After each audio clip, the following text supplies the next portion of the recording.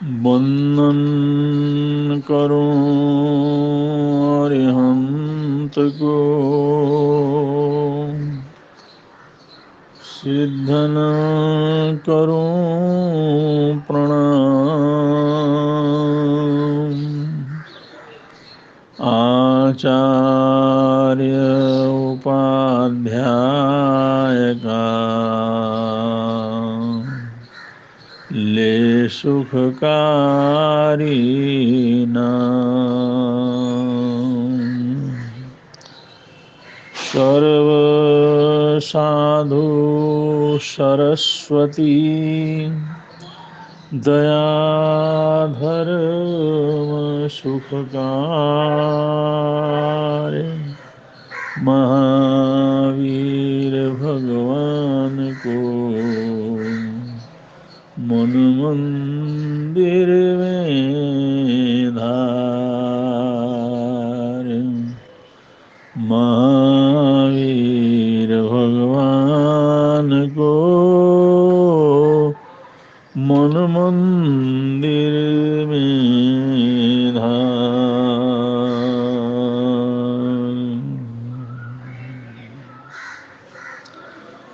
एक सज्जन ने दीक्षा ली, अध्ययन किया, गुरु के चरणों में उनके सानिध्य में रहे। अपना जो प्रारंभ से उनके जीवन में एक दुर्गुण था, क्रोध, गुस्सा, उसको जीत नहीं पाए। बहुत कुछ जीवन को बदला, जीवन को जीने का तरीका बदला, अनेकविध तपस्याएं की, अनेकविध साधनाएं की, लेकिन जब वो अपनी तरफ आत्मा आलोचना करते थे, अपनी तरफ देखते थे, अपने को पढ़ते थे, अपने जीवन के पन्नों को पलटते थे, तो उनको लगता था मैं क्रोध के ऊपर विजय प्राप्त नहीं कर सका। जरा सी बात हो तो एकदम गुस्सा आ जाता है, जरा सी बात के ऊपर गुस्सा आ जाता है। तो उन्होंने आखिर में आचार्य से प्रार्थना की। उनके जो गण के आचार्य थे, कुलाचार्य थे, जिनके सानिध्य में दीक्षा ली थी, उनसे कि भगवान मैं बहुत कुछ कर लेता हूँ, या और कुछ क्या करना चाहिए। उन्होंने कहा तुम्हारे सारे तो साधनाएं करते हो, सब तरह की तपस्या करते हो, सब प्रकार के त्याग पचखान तुम्हारे हैं, और क्या क्या करो। उन्होंने कहा इतने करने पर भी मुझे जो तसल्ली होनी चाहिए वो नहीं हो रही है, क्योंकि मुझे गुस्सा आता है, क्रोध आता है, जरा सी बात के ऊपर कभी कभी एकदम बेभान हो जाता हूँ, थोड़ी देर के लिए क्यों ना हो, लेकिन वो गुस्सा मेरे कंट्रोल में नहीं आता। ये दोष मेरे जीवन में शुरू से ही है और अब तक वैसा वैसा है। मैं चाहता हूँ कोई ऐसा प्रसंग ही नहीं आए और मैं क्रोध ही ना करो, और जिससे ये जो पता नहीं किन किन जन्मों की आदत है ये छूट जाए। अगर आपकी आज्ञा हो तो एकांत वास करके मैं इसका अभ्यास कर लूं। आचार्य भगवंत ने कहा, आश्रम देवानुप्रिय, तुमने बहुत तपस्या की है, बहुत साधना की है, तुम श्रेष्ठ संत हो और स्वयं अपने जीवन की बुराइयों को देखते हो, और छोटी सी भी बुराई भी तुम्हारे को बहुत बड़ी लगती है। तुम जैसी साधा समझो वैसी साधना करो।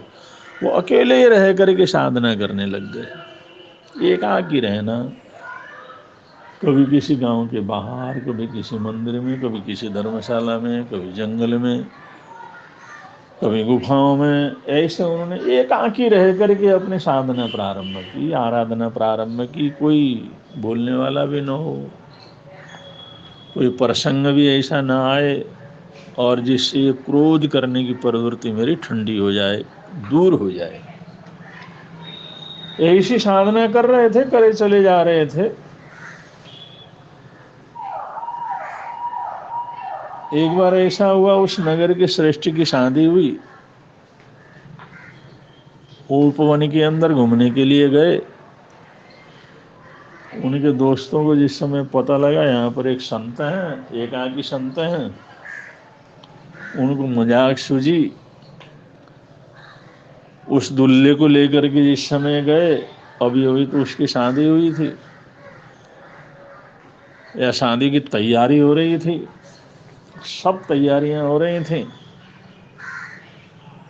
और वो दोस्तों को मजाक सूझा, वो लेकर के गए और जाकर के उस संतों के चरणों में वंदना की, नमस्कार किया और कहने लगे, गुरुजी ये जो हमारा मित्र है साधु बनना चाहता है, इसकी इच्छा में साधु बनूं, पूरा वैराग्य भाव है और सब तरह से योग्य है। संतों ने पहले कहा, भाई मजाक मत करो और ऐसा जो मजाक संतों के सामने ठीक नहीं रहता, तुम यहाँ से चले जाओ। उन्होंने कहा नहीं नहीं, इसको दीक्षा दीजिए, आप इसका कल्याण कीजिए। ये तो बड़ी भावना लेकर के आपके पास आया और आप इसका कल्याण नहीं करेंगे तो कौन करेगा।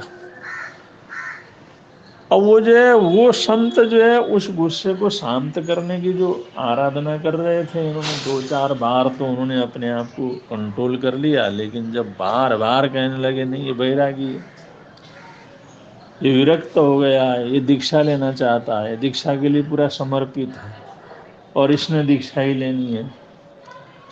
और जैसे ही बार बार उन्होंने कहा, तो वो जो उनका क्रोध था वो जैसे दिमाग में चढ़ा, उनको ऐसा गुस्सा आया, उन्होंने पकड़ा उसको और उसके बाल नोच दिए, उसकी चोटी नोच दी, ले तेरी दीक्षा हो गई।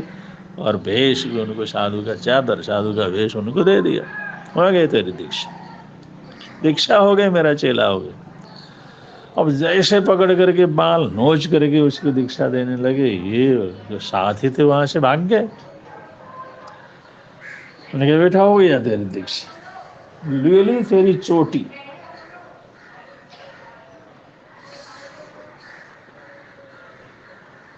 वो दुल्हा सोचने लगा कि मेरा तो कोई ऐसा चांस में नहीं था, दोस्तों ने लेके आए, उन्होंने मेरी प्रशंसा की, संत मुनिराज मना भी कर रहे थे, उन्होंने जोर लगाया और दीक्षा के लिए तैयार किया, चाहे गुस्से में क्यों ना हो, लेकिन उन्होंने जब दीक्षा दी, दीक्षा मंत्र उच्चारण करवाया और कहा, भाई तुम अब दीक्षित हो गया है, सन्यासी हो गया है, तो हो गया हो तो हो गया हूँ, अब मैंने पीछे लौट करके नहीं देखा।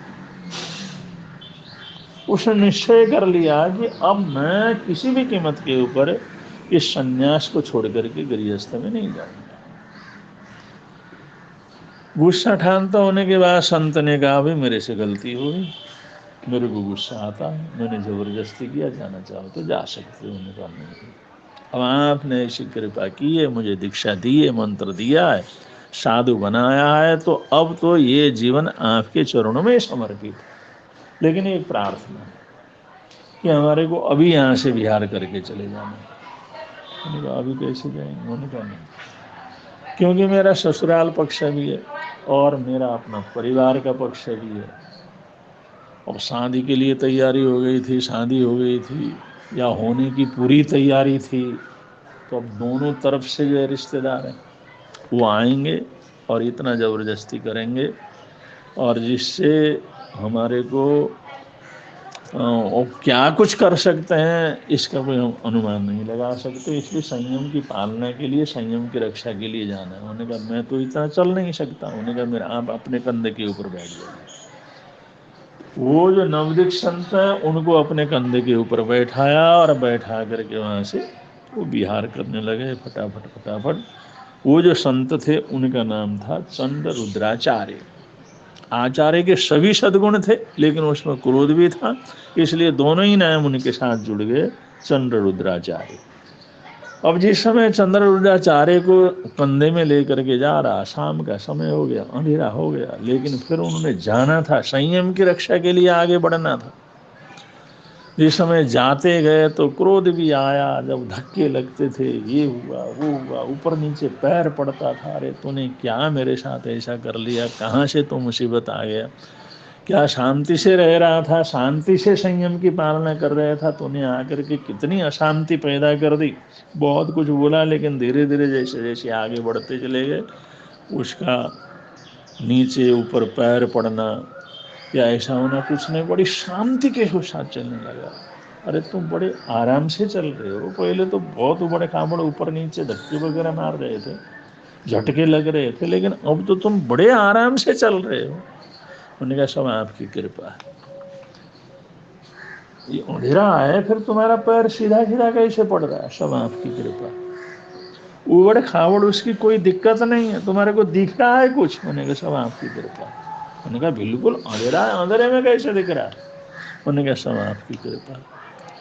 उन्होंने कहा दिख रहा सब कुछ, उन्होंने कहा सब आपकी कृपा। उस शिष्य को ज्ञान हो चुका था, वो अब इसलिए अंधेरा अंधेरा नहीं रहा, उसको तो प्रकाश ही प्रकाश हो गया, दिन ही हो गया, रात दिन अब एक ही हो गया।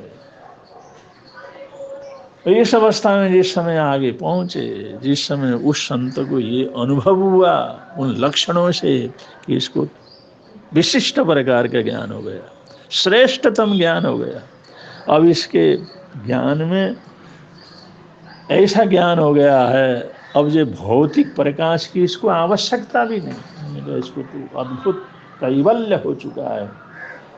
वो नीचे उतरे, उन्होंने क्षमा याचना की कि तुम इतने भागशाली पुण्यशाली, तुम इतने हलुकर्मी, लेकिन मैंने तुम्हारी बड़ी आसाधना, मैंने बहुत आसाधना की। और वो बार बार क्षमा याचना करके रोने लगे। शिष्य ने बहुत कहा गुरुदेव आप ऐसी क्यों बात कहते हैं, ये तो सब आपकी कृपा का फल है। उन्होंने कहा मैं तो कुछ नहीं पा सका, लेकिन तुमने अपने जीवन को सार्थक बनाया, और मैं ऐसा दुष्ट हूँ, तुम्हारी आसाधना की, तुम्हें तकलीफ दिया, तुम्हें कठोर शब्द कहे।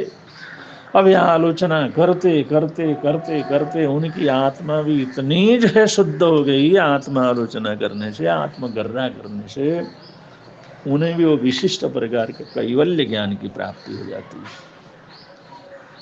शिष्य और गुरु और दोनों ही उस महाप्रकाश को पार कर गए, उस महान दिव्य स्वरूप को उन्होंने प्राप्त कर लिया। शरीर में थे, लेकिन ज्ञान का प्रकाश, ज्ञान का सूर्य उनके जीवन के अंदर जगमगा रहा है।